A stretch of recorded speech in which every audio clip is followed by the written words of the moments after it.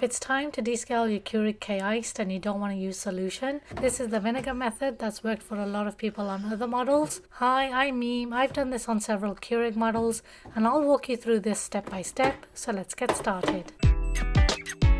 Before you start, empty the water reservoir if there's any water in it. If you're using a water filter, remove that as well. Then start by measuring your vinegar. I'm going to add 2 cups of white vinegar and pour it directly into the water reservoir. Next, measure the same amount of water you used for the vinegar, which is 2 cups of water, and pour that into the water reservoir as well. This will give you a 1 part vinegar and a 1 part water mixture. Now this part is important and a lot of people miss this step. Make sure the machine is plugged in but turned off. Also make sure there are no coffee pods inside. Open the lid and double check to make sure. This machine does not have a power off button, so if it wakes up, you can turn it off by unplugging it and plugging it back in.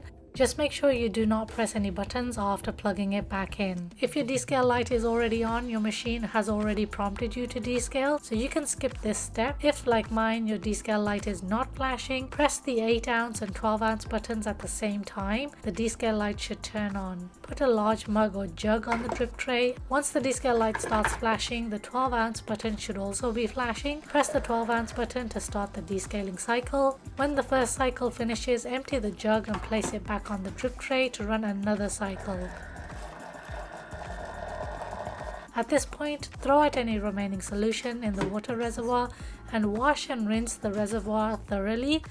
Then fill it with fresh water only up to the maximum fill line. Do not add any coffee pods just yet because now we need to run fresh water rinse cycles. Press the 12 ounce button, which should still be flashing, to start the rinse cycle. Continue running fresh water cycles until the descale light turns off. In my case, I had to run 3 fresh water cycles before my descale light finally went off, and I was able to start brewing coffee again. If your descale light is still refusing to turn off, run a few more fresh water cycles, making sure the water reservoir fully empties before refilling it. Keep water close by though, so the machine never runs dry, because running it without water can damage the internal heating elements and ruin the machine. Try to be patient during this step and allow the water to finish draining completely before topping it up again. Refilling it too soon can confuse the machine and make it think another rinse cycle is still needed. I know this sounds a bit contradictory, but you just need to use some judgment and give the machine a few seconds to realize the tank is empty before adding more water. If the descale light still refuses to turn off, try cleaning the needle area, as coffee grounds can sometimes get stuck in there and trigger the sensor. Also remove and wash the pod holder, but allow it to cool first because it will be hot after the descaling cycles. You can also wipe down the base where the water reservoir sits in case water has pooled there and the machine is sensing it. At the same time, once your machine's all done, you may want to replace the filter cartridge, and I will leave a link to everything in my description box. Let me know in the comments if this worked for you. If you are here for reviews, those are still coming. I just didn't want to leave Keurig users stuck. If you are new to my channel, please do consider subscribing. That helps support these how-to videos,